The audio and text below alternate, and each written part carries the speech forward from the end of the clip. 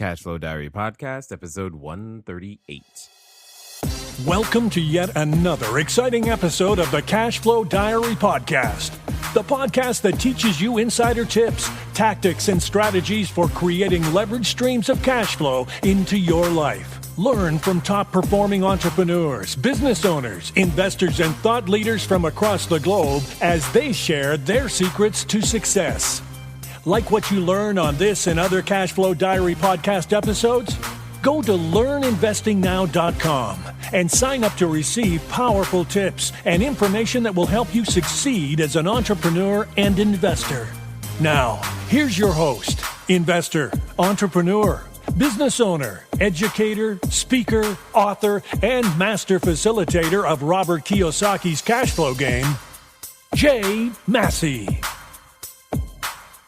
All right, ladies and gentlemen, welcome to another episode of the Cashflow Diary Podcast. My name is Jay. I am your host, and guess what? We are going to have some more fun today. Obviously talking about cash flow, but more importantly, I'm hoping that you appreciate the fact that we can track down, find some of today's busiest entrepreneurs and have them share with you what it's going to take for you to go out there and build cash flow. And obviously, today's guest is no exception to the busy clause because she does a ton of stuff. Towanna Freeman is a management consultant, executive coach, and advocate for youth. Now, first of all, I don't care what you're doing. At some point, you probably want to find a way to be an advocate for somebody, and an advocate for youth is awesome, in my opinion. Not only do I have kids, but I love helping children too. Have you ever played a cash flow game with the kids? Just a thought. Think about it. Anyway, let's get back to it. She conducts workshops and conferences where she impacts life-changing message that she hopes and works to drive inspiration to people. You got to understand that takes a lot of work. Right now, it's her purpose, it's her success, and so much so, in fact, she co-authored an award-winning book, Purposeful Action, 7 Steps to Fulfillment. I love that, which reveals the 7-step method for identifying and effectively pursuing personal and professional goals. Here's some of the things, just think about it, some of the things that she's been able to accomplish. She's currently she is the principal consultant for Towanna Freeman and Associates, an active consultancy in the greater Washington, D.C. metro area, and the founder of Black Life Coaches Network, which is code for she helps a lot of people. She's also been featured in AOL's Black Voices, AT&T's 28 Days of Inspiration, and Jet Magazine, Jet.com, and Essence.com. She is absolutely busy, but most importantly, she's not too busy to share with you and I how to make it happen. Help me welcome Towanna Freeman. Towanna, you there? I am here and I'm excited to join you. This is amazing. I love cash flow. I think many people do. And at the end of the day, I'm glad that you take your time to be here. Now, many people know that I look at, today's entrepreneurs a lot like yesterday's superheroes. And at the end of the day, when you think about it, when I say superheroes, I don't really care, which superheroes you choose. You could look at, obviously you can look at, Batman, or you can look at Wonder Woman, and you could look at many different ones of them. I mean, I'm sure there's someone out there who probably has a list and, they actually prefer Batgirl. That's great. All of them started somewhere. They all were something different before they decided to swoop around and save people. What I would love to know is, who was Towanna Freeman before you were doing all these wonderful things and helping people? I love that question. Oh my God. Okay, so if I had to identify with a superhero, it would absolutely be Wonder Woman. I grew up watching Wonder Woman. I'm a 70s baby, and I'm gonna tell you something.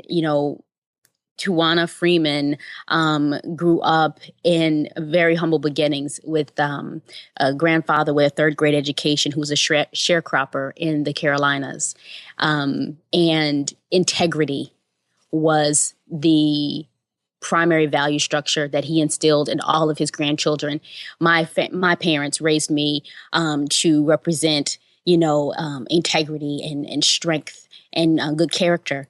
And so in my mind, as I was, growing up, and I used to hear my grandparents preach all the time, you have to be a person of good character. I used to love Wonder Woman's golden lasso. I'm Okay. telling you, because she would wrap it around her, The lasso of truth. the lasso of truth, right? Yeah. And so when you mentioned it, oh my God, I remember as a kid wanting that lasso. So people would always tell the truth because Wow. integrity is my foundation. And I believe that people should come to the table with integrity and good character because, we're so many times we're missing that in business. And that's what I strive for in everything that I do since, all my upbringing all the way through as an entrepreneur and now successful business owner. Integrity is number one. Agreed 100%. But I like the fact that you reference that it's not something you evolved to. It's just something that was given to you by your grandfather. Yeah. And at the end of the day, there's so much of who we are as an entrepreneur that came from places that we had literally nothing to do with. Why we do or how we do what we do today has a lot to do with who we were at the beginning. So answer me this, Wonder Woman. how do you go, what were some of the first things that you were doing, say occupationally or out there in the world, that eventually led you to what you do today? Oh, so I'm a techie. My Nice. undergraduate degree is in chemistry. Once, in working in chemistry and being in laboratories, I recognized quickly that being in the lab, wearing the lab coat, I had the loudest shoes in the lab. I refused to conform to the, the super geek, stereotype. So I would still wear, heels when everyone else is wearing, the nice, soft sole shoes. So I stayed in that environment, with the understanding in corporate America that technology took over the world. And so what we were doing in the labs as a chemist, once technology took over, they were looking for people who were interested in running away and, learning more about digital transmission. And so I took full advantage of the opportunity, went back to school, learned digital transmissions, and became real hot in the cell phone and pager industry. So, and so I, as a techie, I naturally and quickly pick up on things. And so I mastered that technology and became worked in different companies in corporate America, worked for the federal government here in DC. That's a big, big deal for job security, working corporate America. And then from government to corporate America. And I worked myself out of a job. I had gotten all the way up through the corporate rings to where I was a director in IT, information technology, and running a program. We're talking hundreds of millions of dollar program, running a workforce of over 180 people, doing service delivery and managing and internet and computer infrastructures. And I worked myself out of a job. I couldn't be managed anymore. I got to a place where I realized that my life wasn't my own. And I had a beautiful little girl. And, when you're hustling at the director's level, the next opportunity is VP. And my life wasn't mine anymore. And I was stressed. I didn't know how stressed, but I was extremely stressed, overwhelmed, overworked, and making great money. But I wasn't fulfilled. And so corporate America, so I'm a corporate girl, and it was time to kind of change. That's an understatement. Now, for those of you listening, a pager is a device that existed long before a cell phone. Because I'm sure there's somebody who goes, pager? What's a pager? All right. So with that being said, now, I'm guessing, on this journey to build cash flow, it's one of those make or break decisions. There comes this point where, just like every superhero, whatever happened to them happened to them. Maybe their planet blew up or, their parents died or maybe whatever it is, something happened to them. And then when they came to that realization, they decided to do something about it. And what I'm hearing you describe is the fact that something happened to you. You were walking down this path. This path no longer was laced with a road of gold. It didn't look as great as it used to. And you were beginning to experience that frustration, that stress, that overwhelm. Tell us the genesis of how because you don't just go from, by the way, chemistry, that's just like, wow. I was like, all right, I'm not a chemist at all. I want to talk about a difficult class. She's like, oh, I did that for fun. All Yeah. right.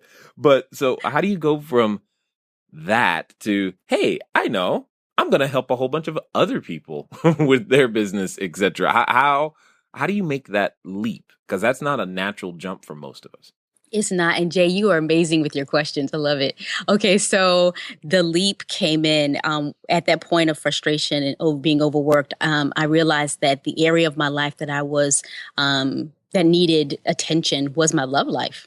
I wasn't dating. I wasn't, doing a lot of personal attention. And so I fell in love. I fell in love with someone, and that man we got married, and it changed everything. I mean, the world slowed down.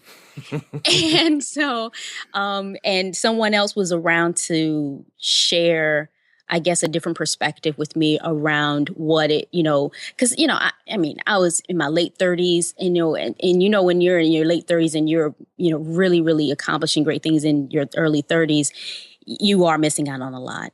And so, he shed a light on something, and I changed. It calmed me down, and we relocated and moved to calmer, beautiful waters of Hawaii, and lived in Hawaii. And you talk about transition. I went from the hustle of DC to the coolest place on the planet. Oh my God, Hawaii was amazing. It changed my life forever. Yeah, I'm just sitting. You're on island time. Yeah. There's nothing that's the same. That I get it.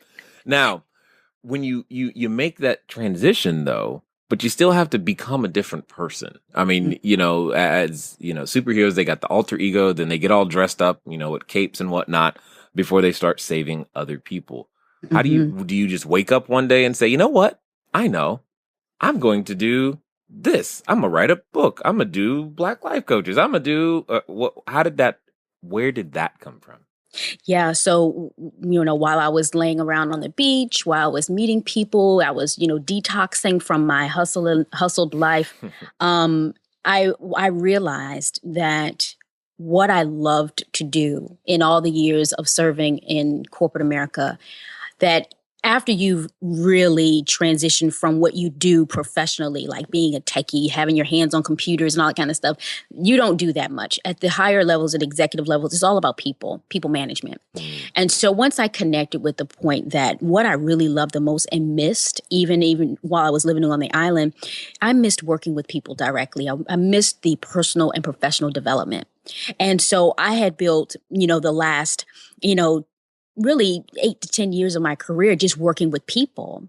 And so I began to calculate how I could leverage all that I had learned in working with people. And then I decided that I would go and create another way of helping people through that professional development. So I went and discovered coaching and got certified as a professional life coach. And that helped to round out everything I learned as far as professional development, working with my workforce, helping me to understand how to really cultivate a new culture of employees that could really make a difference in the workforce, especially during a time where we had, the recession had come and we had really a lot of people that were unemployed. It was perfect timing to really develop that level of skill for myself that I could apply. So I took the time, the quiet time, I put pen to paper, wrote my book, and I completed my certification in coaching, really got in tune to what I loved. And I started working directly with women, executive women who were in transition or who had been laid off. And that's where the consultancy happened. That's where people in corporate America would call me to work with, employee retention and help, build relationships and trust again between supervisors and subordinates. It was an aha moment for me. I know that sounds a little cliche and Oprah-ish, but it really was the awakening that I needed to connect it all together. That's fine. Any reference to Oprah on this show, I'll take it. That's all I know. So with all of that, one of the things I want everyone else to hear is you've often heard me say things like the difference between, one investor and another is simply interpersonal skills. And that's exactly what you're saying. You went and got a new skill set. That new skill set put you in a completely different frame of mind and network. But you went out there and wrote a book, and I kind of like that. So talk to us a little bit, because I'm sure there's at least one person who's going, maybe my way to cash flow is to write a book. I'll write a book and everyone will buy it and that'll be it. But I would love to know a little bit more, because I love the title, by the way. And that tells me that there's something there that everybody else needs to hear. So tell us a little bit about it. Right. So purposeful action, 7 steps to fulfillment, is really a series of questions, allowing you to be truthful and honest about what you really want out of life. The fulfillment of life, being able to assess where you are today and really where you wanted to be, what you used to do, what you used to desire and you gave up on because life happened, and it changed your direction. So it takes you to a place where you have to answer some of the simplest questions, but the most life-changing questions, the simple ones, looking at the full scope of your life and what you've sacrificed. What did you sacrifice? And what area of life was sacrificed? Was it, what's important, whether it was weight loss? Was it your love life? Was it your finances? What areas of your life had been sacrificed based off your choices? And so it's a series of questions. It's almost like a workbook. And, a lot of the self-discovery that I went through while I was reassessing my life and going on the path of fulfillment, I just put it in and bound it in that book, and I poured my heart into it and came up with the most common questions that we all like to avoid, that can sometimes make you cry, that can sometimes get you upset and angry because you want to blame other people because they got in your way. So it's the ability to transition your life despite the obstacles, using all the resources that are available to you, that you can actually propel yourself to that place that you really want to be for fulfillment. Nice. I've got to ask, what's that question? Give me the one that you've heard or, from readers, or that, you're like, this is the one that I'm running from. Because here's what I've learned. I've learned when we're running from something, it's actually often the very path that we need to go down, so that we have the ability to become who it is that we need to become, so we can go out there and provide more value to the world. So I want to know, what is that awesome question that most of us want to continue to avoid? Yeah. What makes me happy? A lot of people will sacrifice their own happiness for someone else. You will, especially women who are at home, they will sacrifice their career for their children. And that's not a bad thing, but that's a season that you have to realize. It's a season of your life, not your entire life. So what brings you happiness, or what is it that you really want out of life, is that point where you have to go back and say, before I had children, this is what I wanted. This is the dream I had that would have made me happy. Or if you are, as most men are, they understand sometimes their highest value is money. So a lot of times you'll see people, what will make me happy? Having a 6-figure paying job annual would make me happy. Well, when you look at everything, the question is, then becomes, what is keeping you from getting to that point? And a lot of times we find ourselves saying, what is keeping me from it will then effectively change what you want in your happiness zone. Because then you'll change what you want based on what's in your way, versus looking at what's in your way and seeing how you can use it, and not looking at it as a problem, but an opportunity or a way that you can share. Got it. So give me an example of what you're talking about, just for clarity's sake. Okay, so in the book, we have 2 case studies, Carol and Nicole, and those 2 women go on a life journey. So one of the things that, using my life as an example, the one thing that I realized that I was sacrificing, what made me happy was to be present with my daughter, to be able to live a life where I wasn't stressed. What would make me happy is to be able to be someplace in the world where I was relaxing, enjoying, and living in the moment, versus being on the grind. And so what did I have to change to do that? What did I need to set in place so that I could have that freedom? What was the task? So to have that inner peace and to be able to be present every day would make me happy. And so I created an opportunity for myself, just like anyone else would say, okay, well, I need to quit my job and start, create revenue streams that would allow me to quit my job. For me, it was to slow down. For me, it meant to sit back and say, okay, I have revenue stream, but I don't know how to slow down. So I need to introduce things into my life like yoga, meditation and yoga, hanging out with friends. So there became a process, a plan, a strategic plan that I had to put in place to find my happy. Interesting. I'm listening to you going, slow down. Wouldn't know what that's like. You get used to running at a certain pace and speed for a significant amount of time. It's like, that's an interesting concept. Sometimes the way to that freedom, if you will, that you're looking for is not actually to go faster, but to slow down. Now, right. Well, culturally, we're taught that too. Depends on where you live. There's some states in the U.S. that are very, very slow, just like the Hawaiian island. Those islands are extremely slow paced, but the people there, they're productive, just like, we are on the East Coast or New York or California. It's just how you view it and what you can create, because sometimes being busy, you just look busy. You may be making money, but you don't get a trophy at your funeral because you were the busiest person in the world. No, you do not. So, but that's still a real estate play for those of you listening. Just keep that in mind.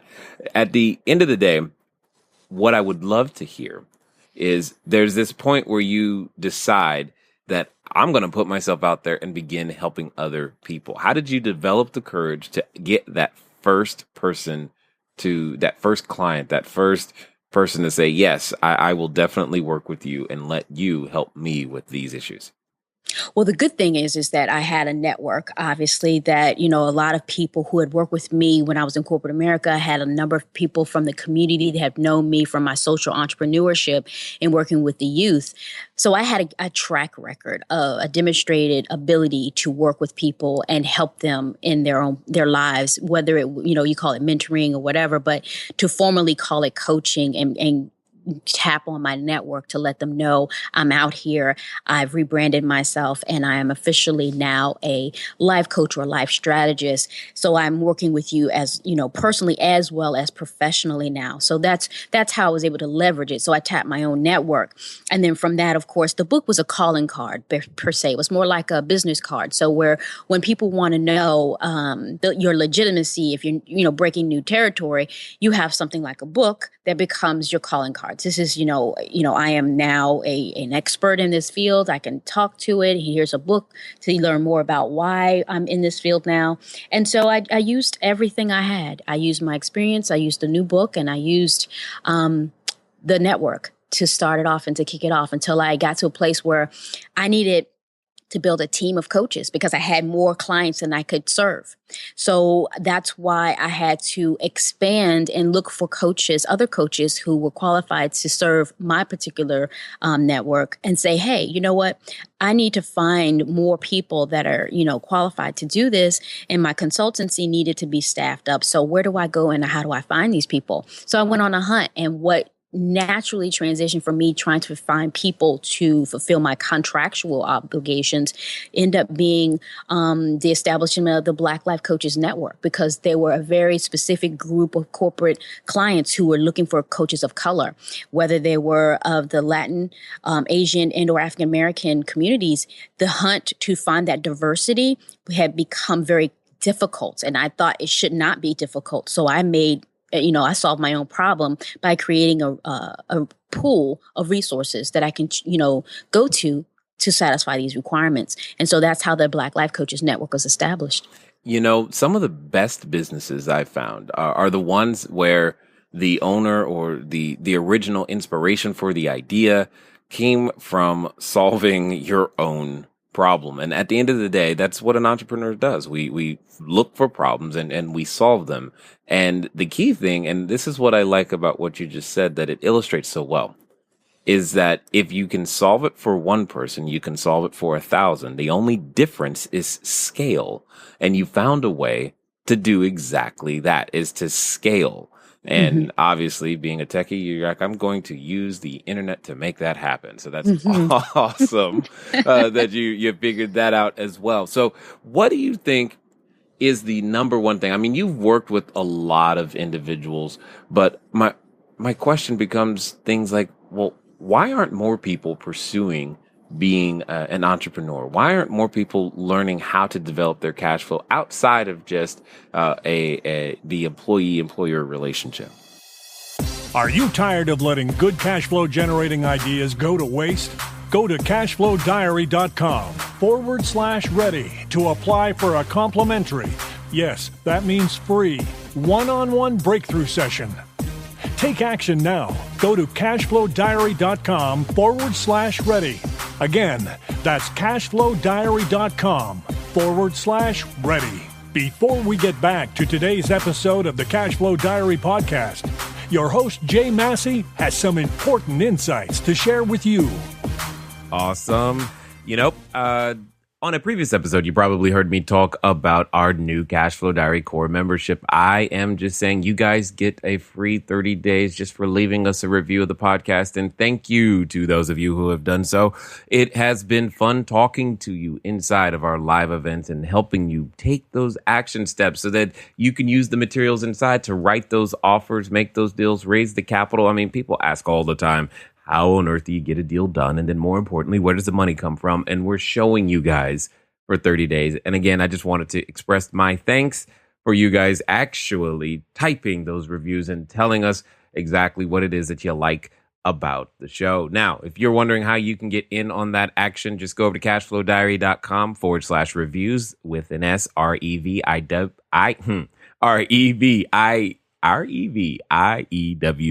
Really easy for me to say, clearly not. And you can be a part of it too. So I welcome you guys to come inside. It works in all countries where you're able to legally own property. And so long as you live near people, we can help you. I'm looking forward to seeing you guys inside. But right now, let's get back so that we can help you build more cash flow. It's the fear. It's the fear of not having the same level of comfort. Majority of my clients that I work with who are looking to transition from corporate America to entrepreneurship all want to know, how do I create that cushion? And so there's obviously a way that we sit down and I work with them to build a strategic plan for that transition. A lot of times it would mean, for me, like I always say, you want to have 6 months of salary in reserve that you are able to bank so that you could, once you transition away from the 9 to 5, that you have at least 6 months salary. You don't necessarily have to jump into that 401k or whatever, but you've saved and you've planned it out strategically to where you can fall on that 6 month of reserved salary. And so that helps with that. It gives them that, sense of security, and also gives them, reduces the fear of how I'm going to pay the bill in a lean month. So you're not touching your reserve, but you're working in your business, and we step that plan out as a project manager.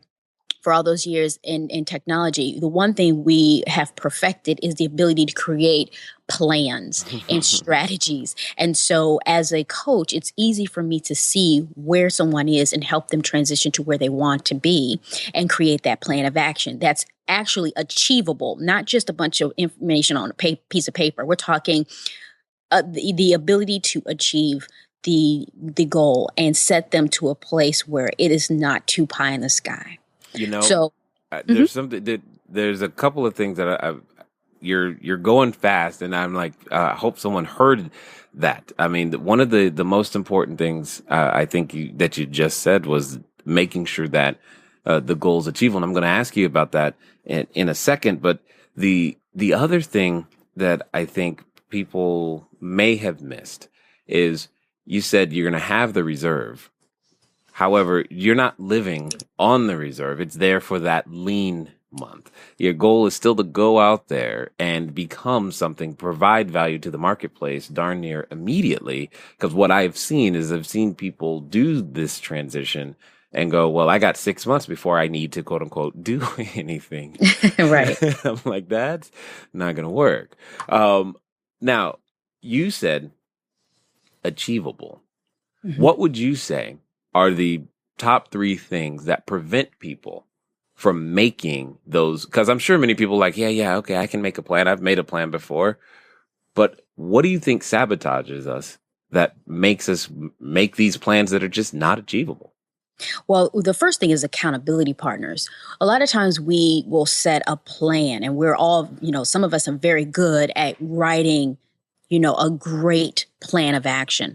However, you have to have an accountability partner in order for you to check in with someone. Like if you think about being on your job, and most of the people understand, you have those Monday meetings that we all dreaded because they lasted so freaking long that you were sitting in those meetings and you're going through, and 2 hours later, you're like, Lord, that was a waste of time. But it was an accountability point of your week. So it caused you have to show up, present where you are and where you were going to go. And so it was to review your milestones and stuff. So if you were just doing that by yourself, you wouldn't have to answer to anyone. No one's going to hold you accountable to what you said you were going to do. So most of us have a hard time dealing with their entrepreneur goals because they have not found an accountability partner. And that's why coaching is such a cool support structure, because when you're working with a coach, that's what they're there for. They're helping you to scale. They're helping you to see clearly. They're helping you to move forward in your agenda. And when they see a watch out, they're able to tell you right away, just like in those Monday morning meetings. And so, and a lot of times when you're a solopreneur, just you in your business and you have nobody else working with you, you have to have someone other than yourself that can see the bigger picture and to help you meet those small goals as you're moving towards the bigger picture. So let me just ask what could be a rhetorical question. Does anyone make it without accountability? Oh, I haven't met anyone. I mean, you can get to a certain point. I mean, you can definitely achieve small goals and make money without accountability partners. Yes. However, we all know that if you want to make millions, you have to have $1 million mentor.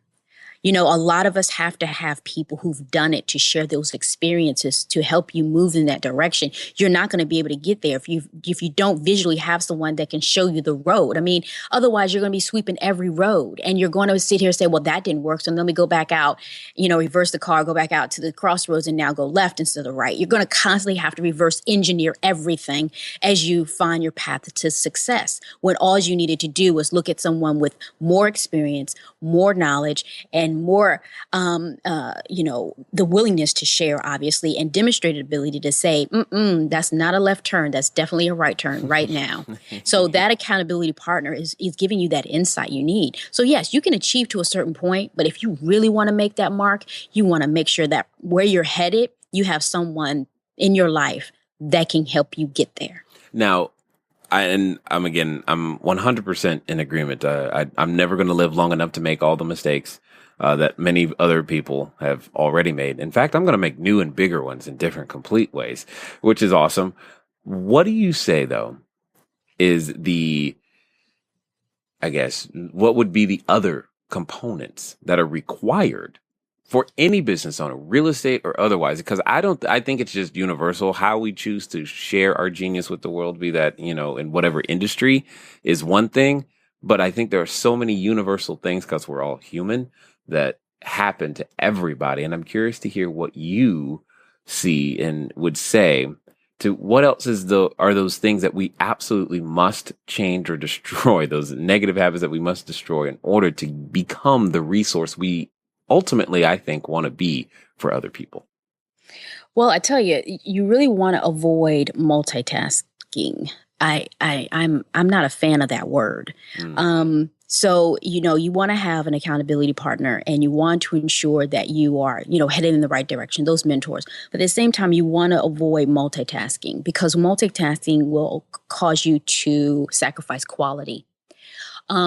If you are and for all those women who are listening, I'm gonna veer left for a second and say, okay, when you're in the kitchen cooking and you know that your children are running around in the kitchen and you're cooking and you have to respond to homework questions and everything, and you have fire going on under your dinner, and you know good and well that while you're answering questions around homework, that some of that food may be the quality of that food will be sacrificed if you stay a little too long talking to little Joe about his homework. So that is an example of how when you're in the middle of doing and having too many balls in the air at once, how one will eventually drop. You can't maintain that 100% all the time. So avoid having too much going on at once. And that's why having that project plan and that structure is so important, because multitasking will cause you to sacrifice quality in certain areas where it should not be sacrificed. I would also say, avoid the sinking ship and funding the sinking ship. So, when you're developing several projects and you have an investment in different tasks associated with a big vision, you want to avoid funding the sinking ship. If everyone around you is saying, I don't know about that idea, I'm not sure that's a good investment, but you're saying, but I believe in it.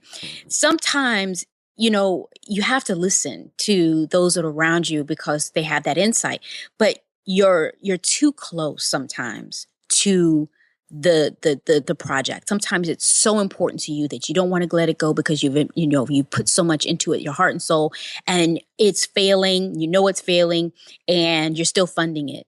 Sometimes you have to look at it. And one of the watch outs and things to avoid is funding something that is costing you a lot of money. I don't know if I have time, but let's use this as an example with Oprah Winfrey and the OWN network. Right. When she started OWN, she was, excited, super happy. Everything was working. She had some sponsors. But at the end of the day, she was losing money. She was putting money in a sinking ship. And it wasn't until Tyler Perry and some of the other quote unquote TV producers and movie producers stepped in and saved her by offering shows and giving her support and mentoring that said, okay, this is what's going to work for this network. And they showed her the way. And then OWN recovered, because she listened. Just think if she hadn't listened to the Tyler Perrys and she didn't have those hit shows, or brought in an Elanya Van Zant and had the hit show Fix My Life. If those shows didn't exist on OWN, it would be a sinking ship. So she was mentored, and someone stepped in and said, this is a sinking ship. If you don't change course and do these things, you're going to have to let it go. And she was willing to let it go. She was announcing, I'm going to let it go because I don't like to lose money. Right. Now, you there's now a conundrum with what you just said, because some of us, maybe not, when you say listen to others, there are some people we absolutely should listen to, and there are some we absolutely shouldn't. How can you tell the difference of which ones those are? You definitely have to vet your confidants.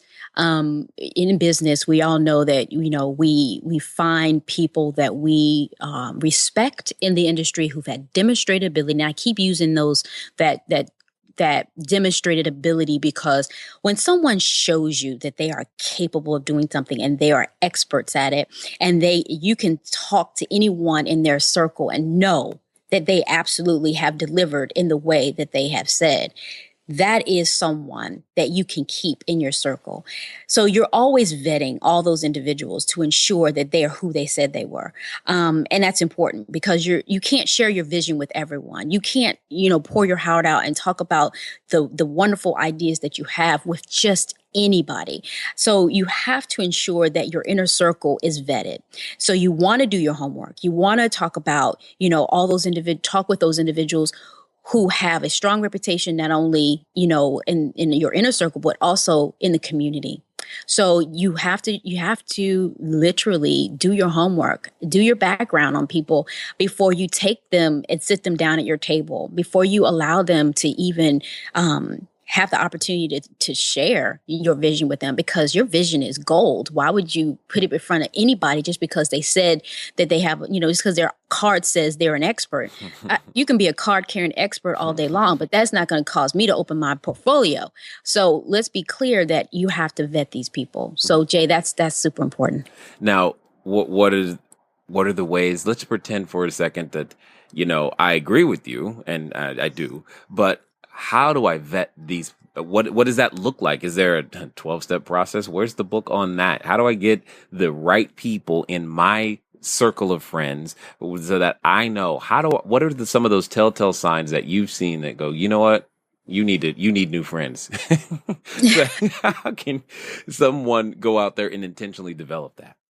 Well, I tell you, there's never a 100% a way to ensure that someone's not going to flake out on you and become like the worst partner or the worst, mentor in your inner circle, because sometimes money will change people, sometimes different circumstances will cause people to react and show up in a way that's counter everything that they were before. So be mindful that there's no 100 foolproof way of knowing how people are going to show up and how honest people are going to be. But seeing how integrity is my highest value, I have no problems in running, people through, a reference point, talking to people that they know, having personal conversation, interviewing them casually. I mean, you're wanting to get to know people, and you don't move as quickly as, you meet someone at a networking event and then 2 weeks later you want to talk about partnering. That's not smart.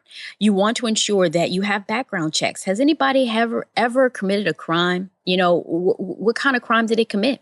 Is that okay with you that they've committed that crime? Is it okay with you that they have business deals that were failed and he was the reason the business failed? You got to know the history of people. And when you're vetting someone, you want to ask them personally, would you mind if I, ask you some questions about your business history? Would you mind if I talk to some of those people? And you have to be bold about it because you have a lot at stake. This is your personal life. This is your investment. You're the commodity. So you have to look at it and go in hardcore. Corporations do it all the time when they're interviewing people for a job, and they have no problem giving you a pink slip when you don't perform. So you have to remember you're the CEO, you are the person in charge, and you have to take that attitude. So when I run a background check, I want to find out if you have a criminal record. That's not okay with me if you do. So, you have to, sometimes you have to be a little, it's a little bold, but it's real for me. And so I talked about what's at stake and how far do you want to go based on what's at stake.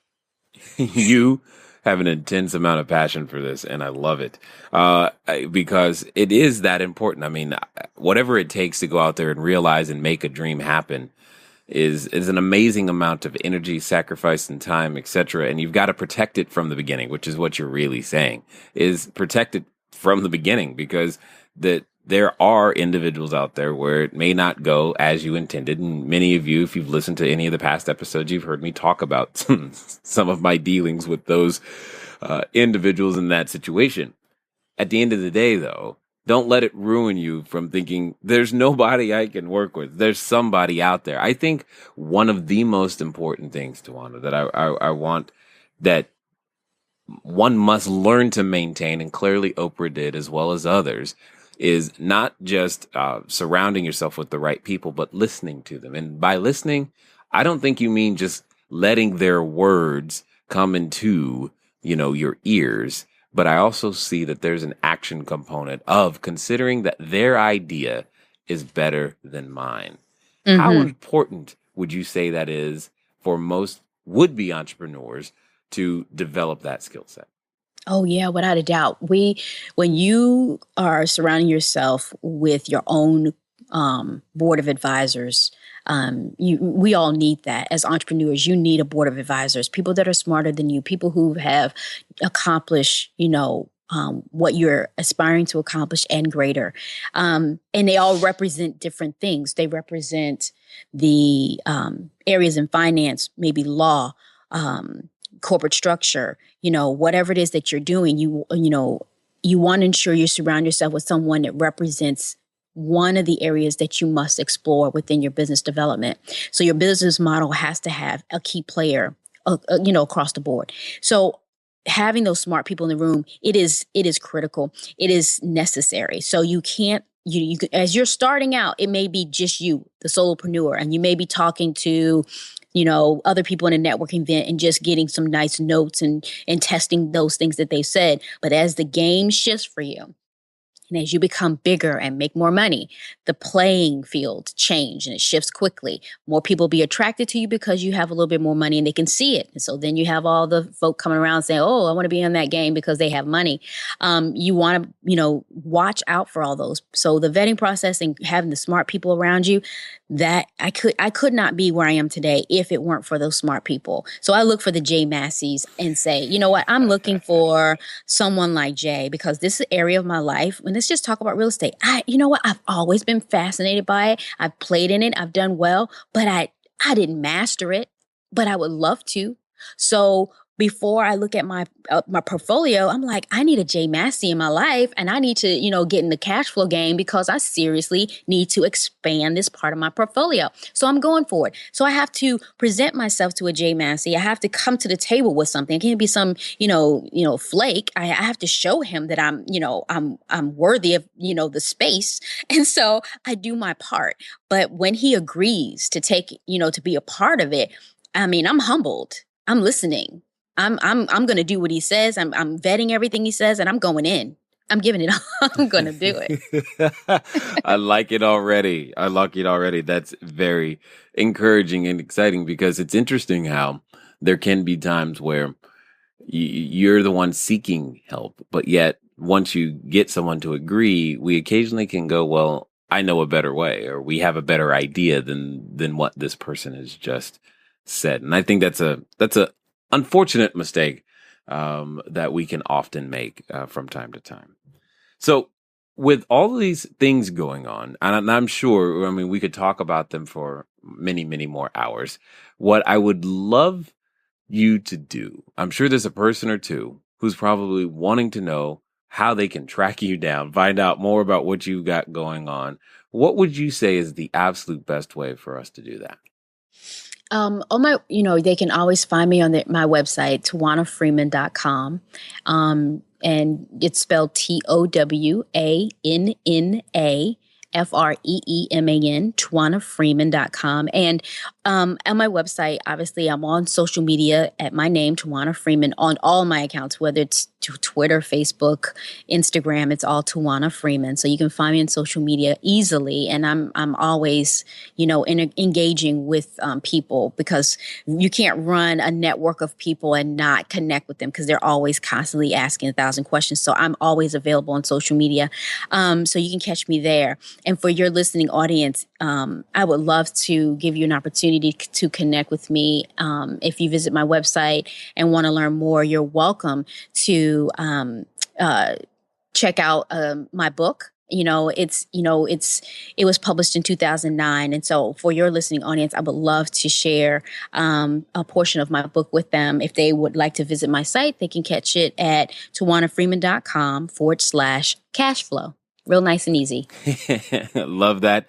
Thank you for that very much. Now, final question. Let's pretend that there's someone listening right now who is considering putting on their superhero outfit for the very first time. They finally got up the gumption. I'm going to go out there, swoop in, be an entrepreneur and save people too. I even know what color cape I'm going to be wearing. But they probably a little still hesitant, or maybe they're just wondering, is this really going to work? What would you say to that person? If you're still hesitant in whether your idea is going to work, then I would suggest that you find yourself a great coach or find yourself someone that you can confide in and talk about that fear of failure. Because the root of that is knowing that you have everything and everything is ready and you really can transition. You've set up your salary, you got your security, but yet you're still a little nervous. That fear of failure or that lack of feeling secure is the root of that. So it is as simple as connecting with someone that can help you get enough boldness. And it won't take long. I promise you it won't take long. Getting that boldness to just say, I'm in. it's just like jumping into a pool when when it's summertime and everyone else is just jumping in and you're a new swimmer. You can't do it like everybody else. Sometimes it takes you sitting down, putting your feet in and stepping off the side versus jumping in. So that intermediate step would be find yourself someone you can speak to about that fear of failure and success. So you want to just that simple move will make a difference. Nice. Well, I definitely want to take the time to thank you for investing here with the Cashflow Diary audience today. I loved it. You guys are so awesome at Cashflow. We try. All right, ladies and gentlemen, you know what time it is. It is time for you to move at the speed of instruction. What does that mean today? Well, today, it simply means go get a copy of the book. It's probably the easiest thing that I'm going to ask you to do on this particular episode. Except this. Now you got to do the title of the book, Purposeful Action. Do something today that you did on purpose to intentionally create that new future, that new you, that new skill set or resource that you know you need to become in the future. I look forward to talking to you guys soon. Until next time.